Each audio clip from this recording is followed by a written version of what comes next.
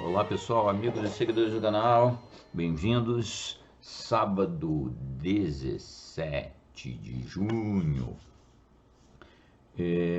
vamos avançando em 1926 da obra do nosso H.P. Lovecraft. Então hoje nós vamos começar com o conto Ar Frio ou Vento Frio, Cool Air. É um conto, uma joia. De fato, não é dos mais famosos até, mas não é dos mais reconhecidos, assim como um grande conto da obra do Lovecraft, mas eu acho um conto bem interessante. Ele foi escrito em 26, é um rescaldo daquele período Nova York, né? Já o cara já estava escrevendo no auge da sua forma, mas ainda deu a sua criticada em Nova York, né, nesse conto. Não é a mesma coisa que o Red Hook ou o Fechado na Catacumba, que a gente viu nas últimas postagens. Mas a história é passada em Nova York, tem um cara que está lá, não muito bem adaptado, tem todo aquele cenário desagradável para o Lovecraft, né? Então a história é um sujeito que está lá na cidade vivendo numa pensão, uma pensão não das mais bacanas, né? E ele trava conhecimento, contato com um médico espanhol, Dr. Munhoz. E aí rola a história, uma história bem interessante assim. Ela foi escrita em 26 rapidamente, março de 26. O Lovecraft tentou publicar na Weird Tales, e mais uma vez, a mesma coisa que aconteceu com o Fechado na Catacumba, foi negado pela Weird Tales. No caso do Ar Frio, há uma certa dúvida sobre as razões da negativa, mas acaba que fica aquela sensação. Há quem defenda que foi de novo medo da censura. O editor lá achou por bem não publicar, e o Lovecraft acabou indo para uma outra pulp, o Contos de Magia e Mistério, Tales of Magic and Mystery, e nessa ele conseguiu publicar, mas mesmo assim 2 anos depois, só em 28 que saiu, Tales of Magic and Mystery. E essa é uma história, o que demonstra que ela é muito boa, realmente é perfeita, né? Em termos de técnica literária. Para quem gosta de horror, ninguém vai ter nada a questionar, certamente. Mas essa história, ela foi adaptada N vezes. Ela foi adaptada no rádio, por exemplo, lá nos anos 40, numa famosa série de rádio que eu tenho, inclusive, muitos episódios, os arquivos sonoros dela, que chamava Suspense. Teve uma adaptação exatamente, não é exatamente uma narração da história, porque tem efeitos sonoros e tal. É uma radiofonização do conto do Lovecraft. Isso no rádio. Depois no cinema teve várias, cinema e TV. Até hoje, para mim, a melhor é uma adaptação que foi feita numa famosa série de TV chamada Galeria do Terror, ou Night Gallery, Galeria Noturna. O host, o cara que apresentava a série, é o famoso Rod Serling, famosíssimo pelo Twilight Zone, o Além da Imaginação, né, que ficou na TV nos anos 50, 60, centenas de episódios. Eu também adoro e tenho todos esses episódios aí. E o Night Gallery é muito bom também. O Twilight Zone tinha um escopo um pouco mais amplo, tinha fantasia, tinha história de ficção científica e tal. O Galeria do Terror, o Night Gallery, era mais focado no horror. Tem diversas adaptações de histórias do Lovecraft, muito boas, inclusive, muito boas adaptações sempre. O Rod Serling é fera, né? Realmente ele como produtor e apresentador, e ele escrevia alguns roteiros. Então, se vocês puderem catar na internet, é fácil achar toda a série. Eu tenho feito uma revisão nessa série aí com as minhas filhas, né, ultimamente. Mas então tem a melhor adaptação do Ar Frio que eu conheço, é a de 71 dessa série de TV. Tem uma pequena alteraçãozinha, o cara quis introduzir uma relação romântica na história, mas não estragou a história em nada. A relação que existe no conto original é o tal sujeito de fora que está em Nova York, provavelmente o Lovecraft, né? É uma autorreferência. E na adaptação para TV é uma mulher e ela acaba se apaixonando pelo médico, o Dr. Munhoz, e fica ajudando ele. No conto original, o cara ele é ajudado pelo Dr. Munhoz e está tentando retribuir. Essa é a diferença. De resto, a história é a mesma, né? Muito boa a adaptação. Tem outras adaptações no cinema, mais recentes, mas não são grande coisa. Se for para vocês quererem assistir o Ar Frio na telinha, no caso, é procurar Night Gallery, episódio de lá de 71, que chamado Ar Frio, Cool Air, vocês vão encontrar facilmente para assistir. É bem bacana. Então a história é boa porque foi adaptada N vezes, com maiores ou menores graus de sucesso, né? Mas muito boa a história. Outra questão a mencionar do Ar Frio seria a inspiração. É óbvio para qualquer um que um candidato à inspiração do Lovecraft é aquele famoso conto do Edgar Allan Poe, que nós acabaremos narrando aqui, O Estranho Caso de Mr. Valdemar. O tema é semelhante, a história é bem diferente, naturalmente, as motivações, o que rola, o que acontece com o personagem principal, o Dr. Munhoz aqui no Lovecraft, e o Mr. Valdemar lá na história do Edgar Allan Poe.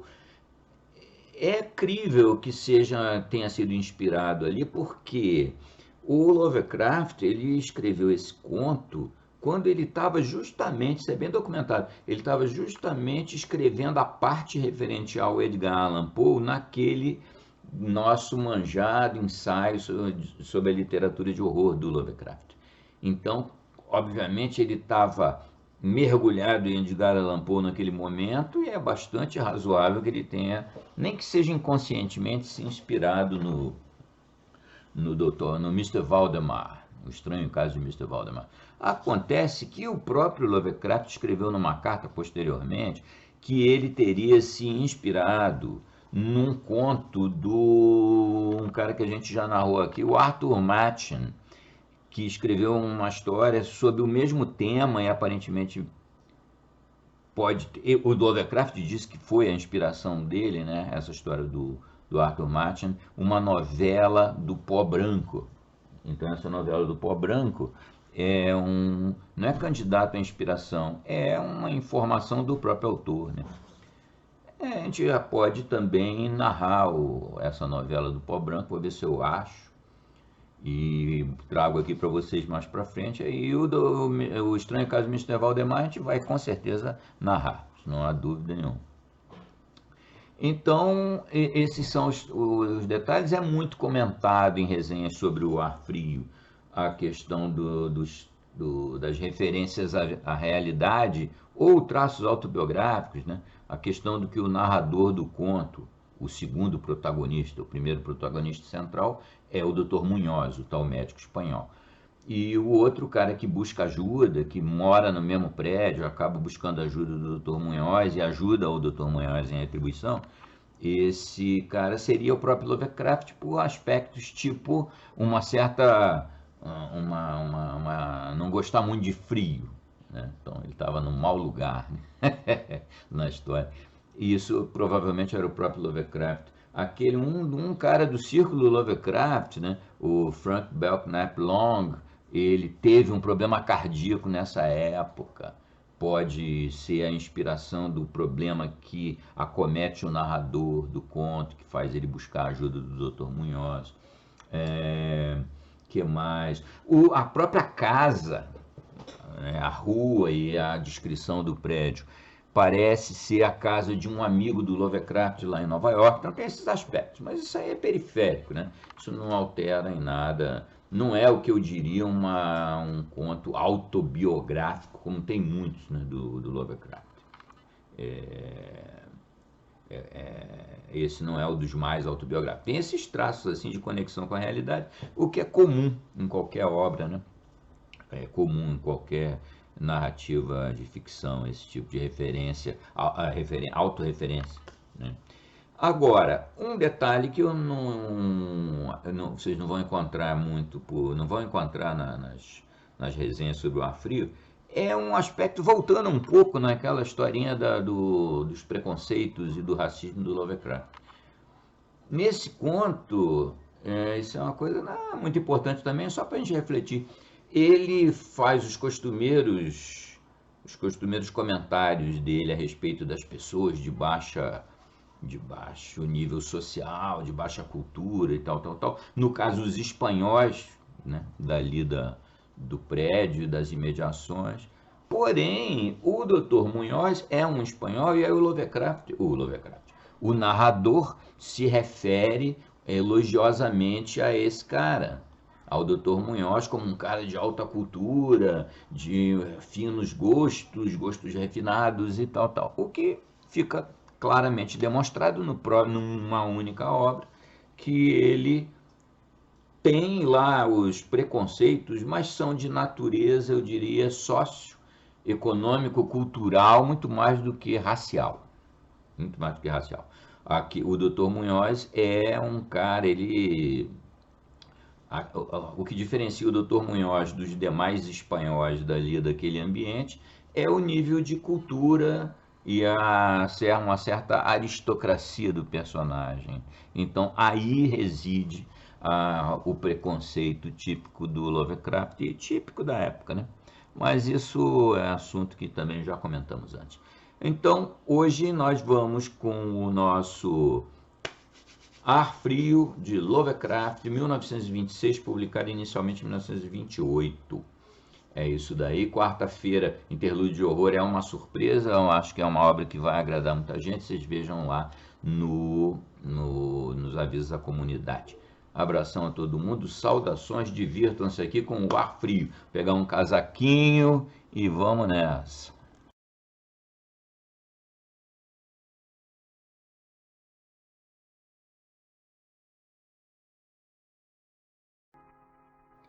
Vento Frio, 1926, H.P. Lovecraft.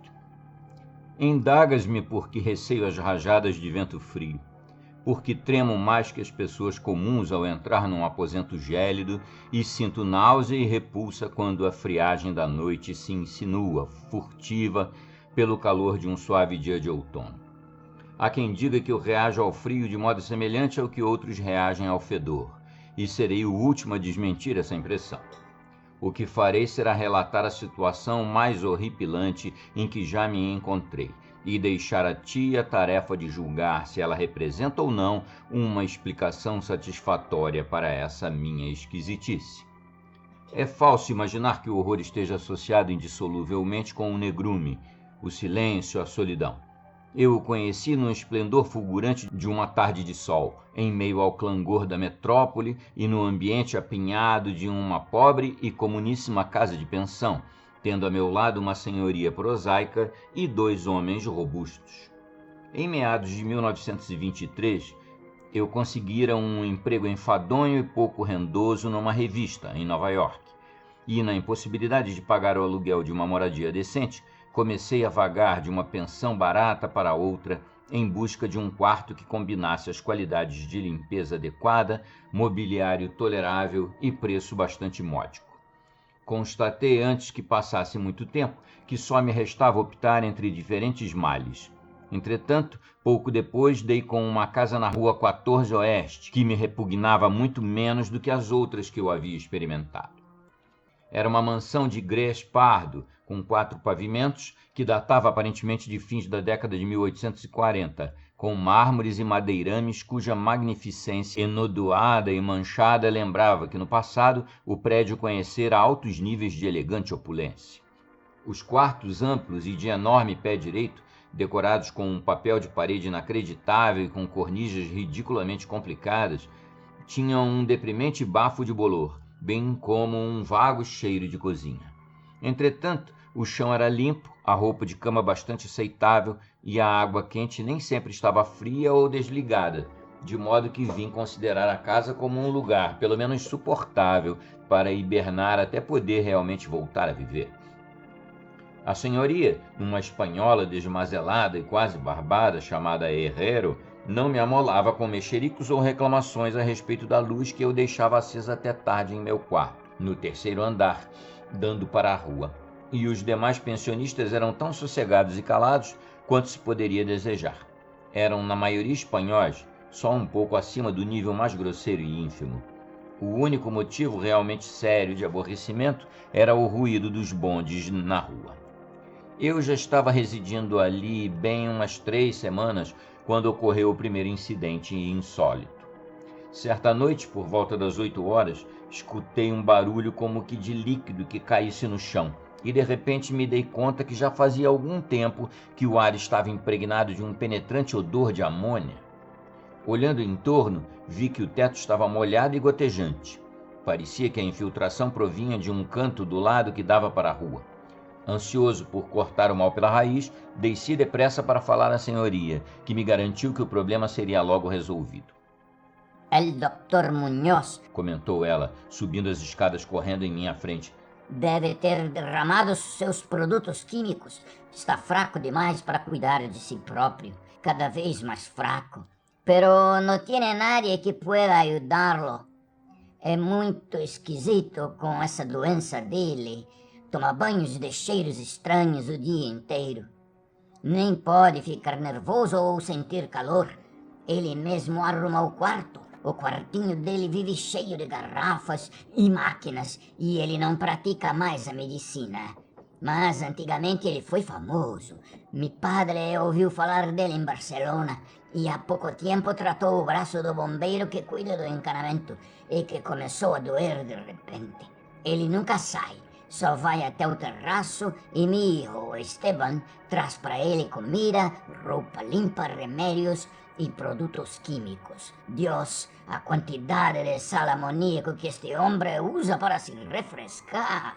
A senhora Herrero desapareceu pela escada do quarto andar e eu voltei para meu quarto. A amônia parou de pingar e eu sequei a que havia caído. Enquanto abria a janela para arejar o cômodo, ouvi os passos pesados da senhoria no andar de cima. Quanto ao Dr. Muñoz, eu nunca havia escutado seus passos, lentos e macios. Só havia escutado um ruído que parecia ser o de um mecanismo com um motor a gasolina. Fiquei a imaginar por um momento qual poderia ser a estranha enfermidade desse homem. E, se sua recusa obstinada em aceitar auxílio não resultaria de uma excentricidade infundada. Lembro-me de ter tido um pensamento banal, o de quanto é patética a situação de uma pessoa eminente que decaiu socialmente. Talvez eu jamais viesse a conhecer o Dr. Muñoz se não fosse o ataque cardíaco que de repente me acometeu numa tarde em que eu estava escrevendo em meu quarto. Médicos haviam me falado do perigo que representam tais crises, e eu sabia que não havia tempo a perder. Por isso, ao me recordar do que a senhoria tinha dito sobre a ajuda que o inválido prestara ao bombeiro, arrastei-me pela escada e bati debilmente à porta do quarto que ficava em cima do meu. Minha batida foi respondida em bom inglês por uma voz curiosa, mais ou menos à direita, que me indagou o nome e profissão. Uma vez respondidas as perguntas, abriu-se um pouco a porta ao lado daquela em que eu batera. Recebeu-me uma lufada de ar frio, e embora o dia fosse um dos mais tórridos do fim de junho, tive um estremecimento ao transpor a porta e entrar num espaçoso apartamento cuja decoração suntuosa e de bom gosto constituiu uma surpresa naquele ninho de penúria e miséria. Um sofá dobrável atendia, agora de dia, a sua função de sofá, e o mobiliário de mogno, o magnífico papel de parede, as pinturas antigas e as esplêndidas estantes de livros indicavam antes o estúdio de um fidalgo que um quarto de pensão. Percebi então que o quarto que ficava sobre o meu, o quartinho com garrafas e máquinas mencionado pela senhora Herrero, era simplesmente o laboratório do doutor, e que seus aposentos principais ficavam naquele amplo apartamento adjacente, cujas alcovas corretas e o grande quarto de banho lhe permitia ocultar toda a roupa e objetos gritantemente utilitários. O Dr. Muñoz, evidentemente, era um homem com berço, cultura e excelente gosto. A figura que eu tinha diante de mim era de um homem baixo, mas muito bem proporcionado, trajado numa indumentária um tanto formal, de corte e feitio perfeitos. Um rosto bem feito, de expressão senhoril, mas em nada arrogante. Tinha a orná-lo uma barba aparada e um pouco grisalha, enquanto um pince-nez antiquado se antepunha a olhos grandes e escuros, equilibrando-se num nariz aquilino que dava um toque mourisco a uma fisionomia em tudo mais marcadamente celtibérica. Uma cabeleira basta e bem tratada que indicava visitas regulares de um barbeiro partia-se com muita elegância sobre a testa alta, e toda a impressão que aquele vulto transmitia era de acentuada inteligência, origens nobres e excelente educação. Não obstante, ao contemplar o Dr. Munhoz naquela lufada de ar frio, fui tomado de uma repugnância que nada em seu aspecto poderia justificar. Somente sua tez, que se inclinava à palidez e à frieza do toque de sua mão, poderiam ter dado uma base física a essa sensação. Porém, mesmo essas coisas teriam de ser relevadas, dada a notória invalidez do homem. É ainda possível que tenha sido aquele frio singular que me indispôs, pois tamanha gelidez era anormal num dia tão quente, e o anormal sempre desperta aversão, suspeita e temor. No entanto, a repulsa logo cedeu lugar à admiração, uma vez que a extrema perícia daquele estranho médico se manifestou incontinente, a despeito da algidez e do tremor de suas mãos exângues. A um olhar ele compreendeu minhas necessidades, atendendo-as com a habilidade de mestre. Enquanto me assistia, consolava-me com voz harmoniosamente modulada, embora inusitadamente oca e sem timbre, assegurando-me ser o mais implacável dos inimigos da morte, e que havia dissipado sua fortuna e perdido todos os amigos numa vida inteira de experiências extravagantes dedicadas à repressão e extirpação de tamanho flagelo. Parecia haver nele um certo fanatismo benevolente, e ele não cessava de divagar, quase garrularmente, enquanto me auscultava o peito e preparava uma beberagem de drogas trazidas de seu pequeno laboratório. Era evidente que a companhia de uma pessoa bem-nascida representava para ele uma rara novidade naquele ambiente de indigência e o levava a uma desusada loquacidade, ao ser empolgado por recordações de dias melhores. Sua voz, embora estranha, era ao menos apaziguadora, e eu não percebia sequer o som de sua respiração enquanto ele pronunciava aqueles longos períodos, tão cheios de lhaneza. O doutor procurava afastar meus pensamentos da crise cardíaca, discorrendo sobre suas teorias e experiências. Lembro-me bem do tato com que ele procurou consolar-me da debilidade de meu coração, insistindo em que a vontade e a consciência são mais fortes do que a própria vida orgânica, de forma que se uma organização física for originalmente saudável e preservada com cuidado, pode, mediante um realce científico dessas qualidades, reter uma espécie de animação nervosa, apesar das mais sérias lesões, defeitos ou mesmo ausências no conjunto de órgãos específicos. Algum dia, disse-me ele meio a brincar, poderia me ensinar a viver, ou ao menos manter alguma espécie de existência consciente, até mesmo sem coração. Quanto a si, afligia-o uma série de enfermidades que exigiam um regime rigorosíssimo, que incluía o frio constante. Qualquer elevação marcada da temperatura poderia, caso se prolongasse, afetá-lo de maneira fatal. E a frialdade de sua moradia, cerca de 13 graus centígrados, era mantida por um sistema absorvente de arrefecimento à amônia. As bombas do sistema eram impulsionadas pelo motor a gasolina que eu já escutara de meu quarto. Aliviado de minha crise num tempo maravilhosamente breve, deixei aqueles aposentos frígidos como discípulo e servidor do talentoso recluso. Depois disso, fiz-lhe várias visitas, devidamente agasalhado. Ouvia-lhe o relato de pesquisas secretas e resultados quase espantosos, e estremecia um pouco ao examinar os volumes incomuns e inacreditavelmente antigos em suas estantes. Por fim, convém acrescentar, fiquei quase curado para sempre de minha doença, devido à sua terapia tão efetiva. Ao que parece, ele não desdenhava os encantamentos dos medievalistas, porquanto acreditava que essas fórmulas crípticas contivessem raros estímulos psicológicos que poderiam, concebivelmente, exercer efeitos singulares na substância de um sistema nervoso que tivesse sido abandonado pelas pulsações orgânicas.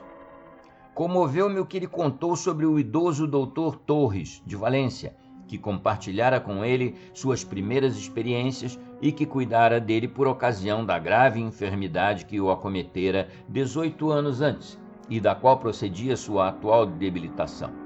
Pouco depois de haver o venerando facultativo salvo o colega, ele próprio sucumbira ao horrendo inimigo que combatera. Possivelmente o esforço tivesse sido excessivo. O Dr. Munhoz deixou claro, em sussurros, conquanto não descesse a minúcias, que os métodos de cura haviam sido excepcionalíssimos, envolvendo cenas e processos desaprovados por galenos idosos e conservadores. Com o passar das semanas, observei com pesar que, com efeito, meu novo amigo estava lenta, mas inequivocamente perdendo suas forças, tal como sugerira a senhora Herrero. O aspecto lívido de sua fisionomia se intensificava.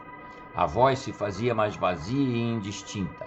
Seus movimentos musculares mostravam menor coordenação. Seu espírito e sua força de vontade revelavam menos fortaleza e iniciativa. Não parecia ele de modo algum desatento a essa triste transformação. E, pouco a pouco, tanto sua expressão quanto sua conversa foram adquirindo uma ironia desagradável que restaurou em mim a repulsa sutil que eu havia sentido de início. Ele foi cultivando caprichos esquisitos, afeiçoando-se a especiarias exóticas e incenso egípcio, até que seu quarto recendia como a tumba de um faraó no Vale dos Reis.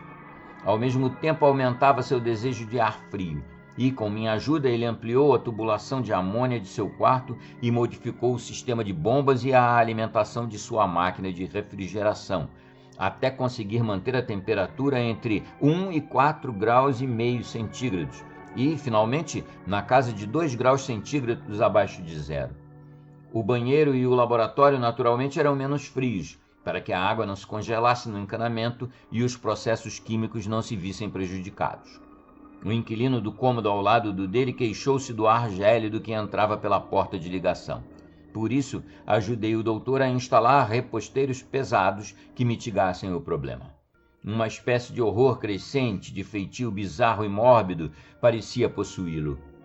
Ele falava da morte sem cessar, mas ria cavamente quando coisas como providências fúnebres ou de sepultamento eram obliquamente sugeridas. De maneira geral, ele se converteu em companhia desconcertante e até repelente. Contudo, por gratidão ao modo como ele me curara, eu não me dispunha a abandoná-lo aos estranhos que o cercavam, e tinha o cuidado de espanar-lhe o quarto e atender às suas necessidades de cada dia, metido num sobretudo pesado que eu havia comprado especialmente para esse fim. Da mesma forma, eu fazia grande parte de suas compras e observava com assombro alguns dos produtos químicos que ele encomendava a farmacêuticos e fornecedores de laboratórios. Uma crescente e inexplicada atmosfera de pânico parecia avolumar-se em seu apartamento. Toda a casa, como já foi dito, recendia a bolor. Entretanto, o odor em seu apartamento era pior, e apesar de todas as especiarias e do incenso, bem como dos acres produtos químicos dos banhos, agora contínuos, que ele insistia em tomar sem ajuda, percebi que o cheiro deveria estar ligado à sua enfermidade, e tive um calafrio ao refletir sobre qual poderia ser. A senhora Herrero persignava-se ao olho e deixou-o de bom grado aos meus cuidados, sem nem mesmo permitir que o filho, Esteban, continuasse a lhe prestar serviços. Quando eu sugeria que ele buscasse o auxílio de outros médicos, o inválido revelava fúria, tão grande quanto ele parecia atrever-se a demonstrar. Era evidente que ele receava o efeito físico da emoção violenta, e, no entanto, sua força de vontade e seus ímpetos antes se fortaleciam que minguavam, e ele se recusava a guardar o leito. A lassidão dos primeiros tempos de sua enfermidade deu lugar a um retorno de sua disposição fogosa, de modo que ele parecia arremessar réptos ao rosto do demônio da morte, no momento mesmo em que esse antigo inimigo se apossava dele. A simulação do comer, que sempre fora cuidadosamente quase um formalismo, foi praticamente abandonada, e somente a força mental parecia protegê-lo do colapso total. Adquiriu ele o hábito de redigir longos documentos que cuidadosamente lacrava e cercava de recomendações para que eu os transmitisse, após sua morte, a certas pessoas por ele nomeadas. Na maioria letrados das Índias Orientais, mas entre as quais havia um outrora famoso médico francês, hoje em geral tido como morto, e a respeito de quem as coisas mais inconcebíveis haviam sido murmuradas. Quero dizer desde logo que queimei todos esses papéis sem entregá-los nem abri-los. Seu aspecto e sua voz se tomaram assustadores ao extremo, e sua presença quase insuportável. Num certo dia de setembro, ao vê-lo de relance, um homem que tinha vindo consertar sua lâmpada elétrica de mesa foi tornado de uma crise epilética, crise essa para o qual o doutor prescreveu remédios eficientes, enquanto se mantinha longe da vista. Aquele homem, é bom que se diga, havia passado pelos horrores da Grande Guerra sem haver sucumbido a um susto tão medonho. Foi então que, em meados de outubro, sobreveio com subtaneidade estarrecedora o horror dos horrores. Numa noite, mais ou menos às 11 horas, a bomba da máquina refrigeradora quebrou-se, de forma que dentro de 3 horas o processo de resfriamento amoniacal se tornou impossível. O doutor Munhoz chamou-me, batendo com os pés no chão, e pus-me a trabalhar desesperadamente para reparar o dano, enquanto meu anfitrião praguejava num tom cuja cavidade inerte e impetuosa foge a qualquer descrição. Não obstante, meus esforços amadorísticos foram baldados, tendo ido buscar um mecânico de uma garagem vizinha que ficava aberta a noite toda. Ficamos sabendo que nada poderia ser feito até de manhã, quando um novo pistão teria de ser adquirido. A indignação e o medo do ermitão moribundo, elevando-se a proporções grotescas, parecia ser de molde a destruir o que restava de seu físico fraquejante. E, em certo momento, um espasmo fez com que ele levasse as mãos aos olhos e corresse ao banheiro. Saiu dali tateando o caminho, com o rosto envolvido em bandagens, e nunca mais lhe vi os olhos. O frio do apartamento diminuía agora sensivelmente. E, ao dar as 5 da manhã, o médico retirou-se para o banheiro, ordenando-me que o mantivesse abastecido com todo o gelo que eu pudesse obter em farmácias e bares. Ao voltar de minhas excursões, às vezes desencorajadoras, e deitar o que havia conseguido junto à porta do banheiro, eu escutava um contínuo espadanar de água lá dentro, enquanto uma voz grossa pedia: "Mais, mais!" Por fim, raiou um dia quente e uma a uma as lojas se abriram. Pedi a Esteban que ajudasse com o provisionamento de gelo enquanto eu ia adquirir o pistão da bomba, ou que encomendasse o pistão enquanto eu continuava a buscar gelo. No entanto, instruído pela mãe, ele se recusou peremptoriamente a ajudar.